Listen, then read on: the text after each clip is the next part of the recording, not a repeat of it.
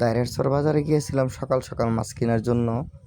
আপনার দাইরেরচর বাজারে কে পাইকার আবার কে বিক্রেতা এটাই বোঝা যায় না। দেখা গেছে এই মাছ কিনে আবার এইখান থেকেই বেচে।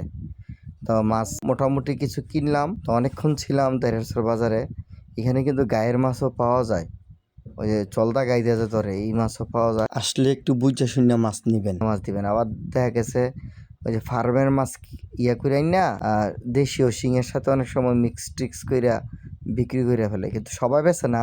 আমি যাদের কাছ থেকে নিতেছিলাম এরা আবার খুব ভালোই, এরা আবার দেশীয় মাছটা দেশি বইলেই বিক্রি করে।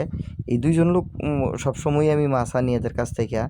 পরে অবশেষে মাছ কিনলাম, মাছ আবার কুড়াইলাম। এই যে দাইরেরচরের যে বোবা, এর দিয়ে আবার মাছ কিছু কুঠাইলাম, কুঠাই আবার নিয়ে আসলাম।